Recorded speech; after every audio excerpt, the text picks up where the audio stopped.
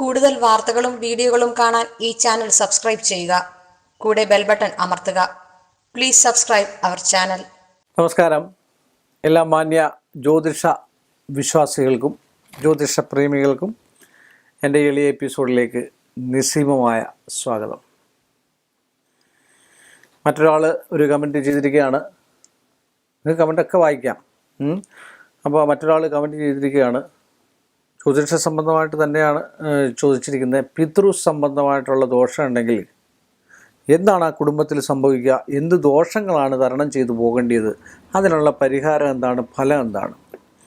അതിന് പരിഹാരം കൃത്യമായിട്ട് പറയുകയാണെങ്കിൽ, പിതൃദോഷമുണ്ടോ ഇല്ലയോ എന്ന് അറിയണമെങ്കിൽ നമ്മളൊരു ഉത്തമനായ ജ്യോത്സ്യനെ കണ്ട്, നിങ്ങളുടെ അടുത്തുള്ള ഒരു ഉത്തമനായ ജ്യോത്സ്യനെ കണ്ടിട്ട് കവടി വെച്ച് നോക്കി പിതൃവിൻ്റെ സാന്നിധ്യമുണ്ടോ, പിതൃ ഏത് രീതിയിലാണ് നിൽക്കുന്നത്, സാന്നിധ്യാവസ്ഥയിലാണോ, അനുഗ്രഹകലകളുമായിട്ടാണോ നിൽക്കുന്നത്, അതോ നിഗ്രഹകലകളുമായിട്ടാണോ നിൽക്കുന്നത്, നമ്മൾക്ക് മോശമായിട്ടാണോ, കുടുംബത്തിന് മോശമായിട്ടോ, ഇങ്ങനെയൊക്കെ വന്നു കഴിഞ്ഞാൽ വിവാഹ തടസ്സം ഉണ്ടാകാനുള്ള സാധ്യത, അതുപോലെ ധനനഷ്ടങ്ങൾ ഉണ്ടാകാനുള്ള സാധ്യത, അപകടങ്ങൾ ഉണ്ടാകാനുള്ള സാധ്യത, സന്താന നഷ്ടങ്ങളൊക്കെ ഉണ്ടാകാനുള്ള സാധ്യത, അതുപോലെ സന്താനം ഇല്ലാണ്ടിരിക്കാനുള്ള സാധ്യത, സുഹൃതക്ഷയം ചില നേരത്തെയുള്ള സുഹൃതക്ഷയം ഉണ്ടാകും, അതുപോലെ വസുപഞ്ചക ദോഷം എന്നൊക്കെ പറയാം.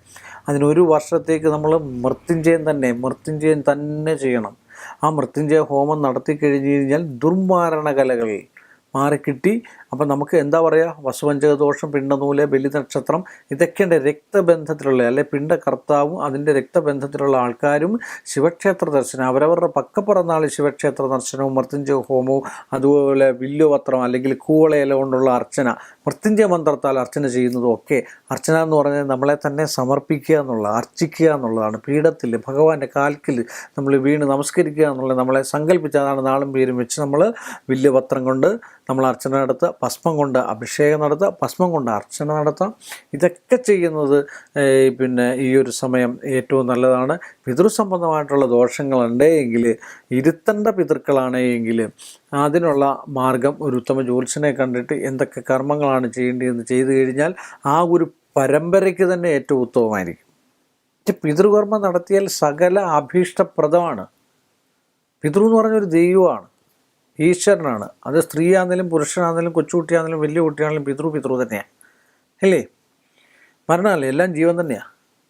കൊച്ചുകുട്ടിയായിരിക്കും മരിച്ചാലും, വയസ്സായിട്ട് മരിച്ചാലും, അല്ലാതെ മരിച്ചാലും, അതുപോലെ ഒരുപാട് കാര്യങ്ങളുണ്ട്. ബലിയിടുന്നവരുണ്ട്, തിലഹവനം നടത്തുന്നവരുണ്ട്. തിലഹവനമൊക്കെ ഏറ്റവും ഉത്തമമായിട്ടുള്ള വരികയാണ്. തിലകം എന്ന് പറഞ്ഞാൽ തന്നെ എള്ളാണ്. അത് 1008 ജപിച്ച്, അതുപോലെ അമൃത് ഹോമിക്കുന്നത്, പാല് ഹോമിക്കുന്നത്, ഇതൊക്കെ എന്താ പറയുക, നമ്മുടെ ആയുസ്സിനും ആരോഗ്യത്തിനും അപകടഭീതിയോ മറ്റു കാര്യങ്ങളോ ഒന്നും ഇല്ലാണ്ടിരിക്കാൻ ഏറ്റവും നല്ലതാണ്. അത് ഞാൻ മുമ്പേ പറഞ്ഞ പോലെ, എന്താണ് നിങ്ങളുടെ കുടുംബ വിഷയം? ആകെ 27 നക്ഷത്രങ്ങളേ ഉള്ളൂ, കോടാനുകോടി ജനങ്ങളാണ് ഉള്ളത്. ഇപ്പോൾ ഒരു അശ്വതി നക്ഷത്രം, ഭരണി നക്ഷത്രം, തിരുവാതിര നക്ഷത്രം, തിരുവോണം നക്ഷത്രം, ചോദ്യ നക്ഷത്രം, ഇതൊക്കെ എടുത്തു കഴിഞ്ഞ് കഴിഞ്ഞാൽ കോടാനുകോടി ജനങ്ങൾക്കുണ്ട്, ഇല്ലേ? നിങ്ങളുടെ അത് തന്നെ ആയിരിക്കാം. പക്ഷെ നിങ്ങൾക്ക് വരുന്നൊരു വിഷയമല്ലായിരിക്കാം വേറൊരു നാൾ, നിങ്ങളുടെ തന്നെ നാളിനുള്ള വേറൊരാൾക്ക് വരുന്നത്. അപ്പോൾ അതുകൊണ്ടാണ് ഉത്തമനായ ഒരു ജ്യോത്സ്യനെ കണ്ട് നിങ്ങളുടെ കാര്യങ്ങൾ എന്താണ്, നിങ്ങൾക്ക് വരുന്ന ശത്രുവാണോ മറ്റൊരാൾക്ക് വരുന്നത്? അല്ല, അവർക്ക് വരുന്ന ശത്രുവല്ല നിങ്ങൾക്കും വരുന്നത്. അപ്പോൾ അത് ബന്ധങ്ങളിൽ നിന്നാണോ മറ്റു രീതിയിലാണോ, നമ്മുടെ ബിസിനസ്സൊക്കെ ചെയ്യുന്നവരാണോ, ബിസിനസ് സ്ഥാപനങ്ങളിൽ നിന്നാണോ, നമ്മുടെ കൂടെ നിൽക്കുന്നവരാണോ, സ്നേഹിച്ചിരിക്കുന്നത്, ഇതൊക്കെ നമ്മൾ നോക്കിയതിന് ശേഷം പിതൃവിനുള്ള സംഭവങ്ങളൊക്കെ ചെയ്ത് കണ്ടു കഴിഞ്ഞാൽ പിതൃ ഏത് രീതിയിലാണ് നിൽക്കുന്നത്, പിതൃവിൻ്റെ അനുഗ്രഹമേ ഉണ്ടാകത്തുള്ളൂ. പിതൃവിൻ്റെ അനുഗ്രഹം നമുക്ക് വേണം. അത് 100%, 100% ഷുവറാണ്. അതുണ്ടെങ്കിൽ നമ്മുടെ പല ആൾക്കാരും പിതൃയില്ല, മുജ്ജന്മയില്ല, ഇങ്ങനെയൊക്കെ പറയുന്നുണ്ട്. മുജ്ജന്മത്തെ വിശ്വസിക്കണം എന്ന് ഞാൻ ഒരു കാര്യങ്ങളും പറഞ്ഞ് ഞാൻ ആരെയും വിശ്വസിപ്പിക്കാറില്ല. ഇതൊക്കെ ഞാൻ പറയുന്നുണ്ടെങ്കിൽ നിങ്ങൾക്ക് ഉൾക്കൊള്ളാവുന്നത് മാത്രം നിങ്ങൾ ഉൾക്കൊണ്ടാൽ മതി. നിങ്ങളുടെ ബുദ്ധിയിൽ തെളിയുന്ന, നിങ്ങളുടെ മനസ്സിൽ തെളിയുന്ന ശരിയാണെന്ന് തോന്നിയാൽ മാത്രം നിങ്ങൾ ഉൾക്കൊള്ളുക. ബാക്കിയുള്ള എല്ലാ കാര്യങ്ങളും നിങ്ങൾ തള്ളിക്കളയാം, ഇല്ലേ? അപ്പോൾ ആ പിതൃവിനെ നമ്മൾ ഇരുത്തിക്കഴിഞ്ഞാൽ സ്വസ്ഥമായിട്ട്, എന്തായാലും നമുക്ക് മുജ്ജന്മം ഇല്ല എങ്കിൽ എനിക്ക് അച്ഛനുണ്ട്, ഇല്ലേ? നിങ്ങൾക്കും അച്ഛനുണ്ട്, അമ്മയുണ്ട്, അച്ഛൻ്റെ അച്ഛനുണ്ട്, അതിൻ്റെ അച്ഛനുണ്ട്, ഇല്ലേ? ഇല്ല നമ്മുടെ ഒരു പരമ്പര വരില്ലല്ലോ. വരുമോ? നിങ്ങൾ ആലോചിച്ച് നോക്ക്. അപ്പോൾ അവരെ കൂടെ നമ്മളൊന്ന് സായത്വമാക്കി, ഒരു സായുജ്യമാക്കി, അനുഗ്രഹം മേടിച്ച് പോയി കഴിഞ്ഞാൽ അടുത്ത് വരുന്ന തലമുറയ്ക്ക്, സന്തതി സന്താന പരമ്പരകൾക്ക് ഒരംഗവൈകല്യം പോലും ഉണ്ടാവില്ല ജീവിതകാലം മൊത്തം, ഒരു ദോഷം ഉണ്ടാവില്ല, ഒരു അപകടം ഉണ്ടാവില്ല, ഒരു വിവാഹത്തിൽ തടസ്സങ്ങളുണ്ടാവില്ല, ഇല്ലേ? പക്ഷേ മുത്തവനായ ജ്യോത്സ്യനെ കണ്ടിട്ട് വേണം നമ്മൾ പിതൃവിൻ്റെ സാന്നിധ്യം ഉണ്ടോ. അപ്പോൾ ചില ആൾക്കാരൊക്കെ പറയും ക്ഷേത്രങ്ങളിൽ ഇരുത്തിയാൽ മതി. ഇന്നത്തെ കാലത്ത് അതൊരു കാര്യമാണ്. ക്ഷേത്രങ്ങളിൽ ഇരുത്തിയാൽ ഇരിക്കില്ല.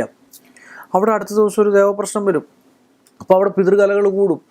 അപ്പം ക്ഷേത്രത്തിൽ ഏത് ചൈതന്യമാണെങ്കിൽ ശാസ്താവ്, ശിവന്, ദേവി ഇതൊക്കെയാണെങ്കിൽ ആ ചൈതന്യത്തിൽ കൊടുക്കുന്നതായിട്ടുള്ള സംഭവത്തിൽ പിതൃ നിവേദ്യം കൊടുത്തു കഴിഞ്ഞാൽ അത് പിതൃവിൻ്റെ കലകൾ അവിടെ കൂടും. അപ്പം ക്ഷേത്ര ചൈതന്യത്തിന് ആ ദേവനല്ല, ദേവിക്ക് അല്ല, ഭഗവാനല്ല, ഭഗവതിക്കുള്ള ചൈതന്യാവസ്ഥ പുറത്തോട്ട് വരില്ല, അനുഗ്രഹ കലകൾ വരില്ല. അതുകൊണ്ടാണ് അവിടെ കൊണ്ട് ചന്ദനമുട്ടി ആവാഹിച്ചുകൊണ്ടിടാൻ പാടില്ല, അല്ലെങ്കിൽ വിഗ്രഹത്തെ കൊണ്ട് ആവാഹിച്ചിടാൻ. ഇതിനായിട്ടുള്ള ക്ഷേത്രമുണ്ട്. പിതൃ എന്ന് പറഞ്ഞാൽ ഒരു സങ്കല്പം, ഒരു ദേവനാണ്, ഒരു ദേവതയാണ്, ഒരു ചൈതന്യമാണ്. ആ ചൈതന്യത്തിലാണ് നമ്മൾ ലയിപ്പിക്കേണ്ടത്. ക്ഷേത്രപിണ്ഡം ബലിയടിച്ച് വർക്കലയുണ്ട്, തിരുവല്ലത്തുണ്ട്, ഒരുപാട് ക്ഷേത്രങ്ങളുണ്ട് പിതൃവിൻ്റെ ആയിട്ട്.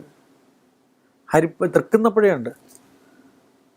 അവിടെയൊക്കെ ചെന്ന് കണ്ട് നമ്മൾ വർഷാവർഷം ഇവരെ ഇരുത്തിയാൽ മാത്രം പോരാ, വർഷാവർഷം ചെന്ന് കണ്ട് അവർക്കുള്ള വഴിപാട്. ഇപ്പം നമ്മൾ എന്താ പറയുക, വൃദ്ധസാധനത്തിൽ കൊണ്ട് നമ്മുടെ അച്ഛനെയും അമ്മയും കൊണ്ട് വിട്ടാൽ പോരാ, വല്ലപ്പോഴും പോയി കാണണം, ഇല്ലേ?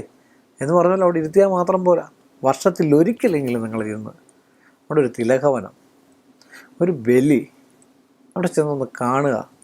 അവിടെ ഉള്ളവർക്ക്, ഇരിക്കുന്നവർക്ക് ഒരു ഭജന സദ്യ, ഇങ്ങനെയൊക്കെ ഒന്ന് ചെയ്തു കഴിഞ്ഞാൽ, ഒരു അന്നദാനം, ഇതൊക്കെ ചെയ്ത് കഴിഞ്ഞാൽ എന്തൊരു പുണ്യം കിട്ടും. എന്തുമാത്രം പൈസ വെറുതെ നിങ്ങൾ കളയുന്നു. ഒരു കുറച്ച് പേർക്ക്, ഒരു 3-ൽ കുറയാതുള്ള ആൾക്കാർക്ക്, ഒരു 5-ൽ കുറയാതെ നിങ്ങളുടെ തൊക്കിന് നിങ്ങൾക്ക് ഒരു അന്നദാനം വെച്ച് കൊടുക്കുക, സായുജ്യം ഉണ്ടാവും. അന്നദാനത്തിൽ കവിഞ്ഞ് വേറെ ഒന്നുമില്ല ദാനം. എത്ര ധനം കൊടുത്തെന്ന് പറഞ്ഞാലോ, എത്ര മറ്റെന്ത് കൊടുത്തെന്ന് പറഞ്ഞാലും അന്നദാനമാണ് ഏറ്റവും വലിയ ദാനം. അതുപോലെ ഭഗവാൻ ശിവനോട് പാർവതീദേവി ചോദിച്ചപ്പോൾ ഒരു ചോദ്യമുണ്ട്, ശിവപുരാണത്തിലൊക്കെ അത് പറയുന്നുണ്ട്. ദേവി ചോദിച്ചു, ഒരു മനുഷ്യൻ്റെ അല്ലെങ്കിൽ ഒരു ദമ്പതികളുടെ ഏറ്റവും വലിയ ദുഃഖം എന്താണെന്ന്. സന്താന ദുഃഖം എന്ന് പറഞ്ഞു, അല്ലേ? നമ്മൾ മനുഷ്യർ ചോദിക്കുകയാണെങ്കിൽ പറയും ഏറ്റവും വലിയ ദുഃഖം എന്താണ്, ഏറ്റവും വലിയ പ്രയാസം എന്താണെന്ന് ചോദിച്ചാൽ പ്രസവം അല്ലെങ്കിൽ ഗർഭിണിയായിട്ടിരിക്കുന്നതാണെന്ന് പറയും. പക്ഷെ ദേവനോട് ചോദിച്ചപ്പം ദേവൻ കൊടുത്ത ഏറ്റവും വലിയൊരു മറുപടിയാണ്. അപ്പോൾ ഈ പിതൃ സംബന്ധമായിട്ടുള്ള വിഷയങ്ങളൊക്കെ സന്താന നഷ്ടങ്ങളുണ്ടാകാം, ഛിദ്രങ്ങളുണ്ടാകാം, സന്താനങ്ങളെ തമ്മിൽ തല്ലിപ്പിരിയാം, സഹോദരന്മാർ തമ്മിൽ വിദ്വേഷങ്ങളുണ്ടാകാം. ഇതൊക്കെ ഉണ്ടാകാനായിട്ട് പിതൃവിൻ്റെ ദോഷമോ ശാപമോ കോപമോ നിജ രീതിയിൽ നിൽക്കുന്നതായിട്ടുള്ള ഒരവസ്ഥയൊക്കെ ഉണ്ടെങ്കിൽ അതൊക്കെ മാറി കിട്ടാൻ പിതൃവിനെ നമ്മൾ നന്നായിട്ട് അനുഗ്രഹിപ്പിക്കണം. അച്ഛനപ്പൂമാർ നമ്മുടെ കൂടെ വേണം. ഇല്ല എന്നല്ല, പല ആൾക്കാരും ഇല്ല പിതൃക്കളില്ല എന്ന് പറയും. എത്രയോ ആൾക്കാർക്ക് അനുഭവമുള്ള ആൾക്കാരുണ്ട്. വിശ്വാസമാണ് നമ്മുടെ വലുത്. നമ്മളൊക്കെ അച്ഛനോ അമ്മയോ അതിൻ്റെ അച്ഛനോ ഒക്കെ ഉണ്ടെന്ന് നമ്മൾ വിശ്വസിക്കുന്നുണ്ടെങ്കിൽ നമ്മൾ ഇതൊക്കെ എന്ന് പറഞ്ഞു കഴിഞ്ഞാൽ ഉത്തമ ബോധ്യമാണ്. ഒരു വസുപഞ്ചക ദോഷം എന്ന് പറഞ്ഞാൽ ഒരു വർഷത്തിനുള്ളിൽ ഒരു ഭീതി, ദുഃഖപൂർണമായിട്ടുള്ള ഭീതി ഉണ്ടാകാൻ സാധ്യതയുണ്ട്. അതിന് നമ്മൾ കുറച്ച് നേരം, ഒത്തിരി വേണ്ട, ഒരു 10 മിനിറ്റ് നമ്മൾ വർഷത്തിൽ ഒരിക്കൽ പിതൃവിനെ നമ്മൾ നന്നായിട്ട് ഒന്ന് ചിന്തിച്ച് നന്നായിട്ട് അവർക്ക് കൊടുക്കാനുള്ളതെന്ന് കൊടുത്തേ നിങ്ങൾക്ക് ഐശ്വര്യമെല്ലാം ഒന്നും ഉണ്ടാകത്തില്ല. നല്ല ഫലങ്ങളാണ്. അത് വിവാഹ തടസ്സമൊക്കെ നിൽക്കുകയാണെങ്കിൽ ഏറ്റവും നല്ലതാണ് പിതൃവിനെ സായുജ്യപ്പെടുത്തുന്നത്, അല്ലേ? അതുപോലെ തന്നെ അടുത്തുള്ള ക്ഷേത്രങ്ങളിൽ, വിഷ്ണു ക്ഷേത്രങ്ങളിൽ, സായുജ്യമുള്ള ക്ഷേത്രങ്ങളിൽ ഒരുപാട് വിഷ്ണു ക്ഷേത്രങ്ങളിൽ സായുജ്യമുള്ളതാണ്. മഹാവിഷ്ണുവിൻ്റെ ചൈതന്യാവസ്ഥയാണ് പിതൃ എന്ന് പറയുന്നത്. വൈകുണ്ഠത്തിലേക്കാണ് പോകുന്നത്, അല്ലേ? പിതൃപൂജ നടത്തി സായുജ്യം കൊടുത്ത് ലക്ഷ്മി നാരായണ വിഗ്രഹത്തിൽ ആവാഹിച്ച് അവരെ സായുജ്യപ്പെടുത്തുക എന്നാണ് പറയുന്നത്, അല്ലേ? സന്തോഷപൂർവ്വം പറഞ്ഞു വിടുക. അതിനാണ് പിതൃവിനെ ആവാഹിച്ചിട്ട് നിവേദ്യം കൊടുത്ത്, വെള്ളനിവേദ്യം, കടുംപായസം ഇതൊക്കെ കൊടുത്തതിന് ശേഷം ആവാഹിച്ച് ഉച്ചാടിക്കുക എന്നല്ല പറയുക, ആവാഹിച്ച് സന്തോഷപൂർവ്വം അവർക്ക് സന്തോഷം വരുന്നത് എവിടെയാണ്? ആ സന്തോഷത്തിന് അവരെ വിട്ടുകഴിയുക. അമ്മയും അച്ഛനൊക്കെ, അമ്മയെന്ന് പറഞ്ഞു കഴിഞ്ഞാൽ തന്നെ നമ്മുടെ ജീവനാണ്. നമ്മുടെ ഭാര്യയെക്കാളും സ്നേഹിക്കേണ്ട അമ്മയാണ്, അച്ഛനെയാണ് എന്ന് പറഞ്ഞ് ഭാര്യയെ സ്നേഹിക്കേണ്ടെന്നല്ല, ഭാര്യയെ സ്നേഹിക്കണം. അപ്പോൾ അങ്ങനെയൊക്കെ ചെയ്തുകൊണ്ട് കഴിഞ്ഞാൽ അവരെ സ്നേഹിക്കുന്നുണ്ടെങ്കിൽ പിതൃകർമ്മങ്ങളും പിതൃതർപ്പണങ്ങളും ഒക്കെ ചെയ്തു കണ്ടാൽ ആ കുടുംബത്തിൻ്റെ ഐശ്വര്യമല്ലാതെ മറ്റൊന്നും ഉണ്ടാകത്തില്ല. ഇതൊക്കെയാണ് പരിഹാരം. തിലഹവനം നടത്തുക, വർഷത്തിൽ മതി. ഇങ്ങനെയൊക്കെ ചെയ്തുകൊണ്ട് കഴിഞ്ഞാൽ നിങ്ങൾക്ക് എല്ലാവർക്കും, ഈ പറയുന്ന എനിക്കാണേലും നിങ്ങൾക്കാണേലും ഇതൊക്കെ ചെയ്താൽ ഐശ്വര്യവും സമ്പൽ സമൃദ്ധി, ഒരു ദോഷം ഉണ്ടാകുന്ന ഒരു കാര്യങ്ങളും ഒരു ജ്യോത്സ്യന്മാരും പറഞ്ഞിരുത്തില്ല. നന്മയിലേക്ക് പോകാനേ പറഞ്ഞുള്ളൂ. എത്ര പൂജ നടത്തിയാലും നന്മയെ വരത്തുള്ളൂ, ദോഷം വരത്തില്ല. ഉത്തമനായ ഒരു ജ്യോത്സ്യം ഒരു മോശമായിട്ടുള്ള വിഷയങ്ങളൊന്നും കൈകാര്യം ചെയ്യില്ല. ഒരു ആഭിചാരമോ മറ്റു കാര്യങ്ങളോ ഒന്നും ചെയ്യില്ല. അതിൻ്റെ ആവശ്യമില്ല. സൽക്കർമ്മങ്ങൾ ചെയ്യൂ, നല്ല നല്ല കാര്യങ്ങൾ ചെയ്യൂ, ഇതൊക്കെ ചെയ്യൂ. ശത്രുതയുണ്ട്, അതിനെ മാറ്റിക്കളയൂ. ആരാ എന്താണെന്നൊന്നും നമ്മൾ അറിയേണ്ട കാര്യമില്ല. നമ്മളെല്ലാം ഭഗവത് സന്നിധിയിൽ, എല്ലാം ഭഗവാനിൽ സമർപ്പിച്ച്, എല്ലാം ഗുരുവായൂരപ്പനിൽ സമർപ്പിച്ച്, എല്ലാം ഭഗവതിയിൽ സമർപ്പിച്ച്, എല്ലാം മഹേശ്വരനിൽ സമർപ്പിച്ച്, ശിവനിൽ സമർപ്പിച്ച്, മഹാദേവനിൽ സമർപ്പിച്ച് നമ്മളൊരു കുറച്ച് സമയമെങ്കിലും ഈശ്വരനെ വിളിച്ചാൽ നമുക്ക് ആയുരാരോഗ്യ സമ്പൽ സമൃദ്ധി ഉണ്ടാകുമെന്ന് പറഞ്ഞുകൊണ്ട് നമ്മൾ തമ്മിൽ വീണ്ടും കാണുമെന്ന് പറഞ്ഞ് ഈ ഒരു എപ്പിസോഡ് ഞാനിവിടെ വൈൻഡപ്പ് ചെയ്യുന്നു. എല്ലാ മാന്യ പ്രേക്ഷകർക്ക് എൻ്റെ വിനീതമായ നന്ദിയും കടപ്പാടും. കൂടുതൽ വാർത്തകളും വീഡിയോകളും കാണാൻ ഈ ചാനൽ സബ്സ്ക്രൈബ് ചെയ്യുക. കൂടെ ബെൽ ബട്ടൺ അമർത്തുക. Please subscribe our channel.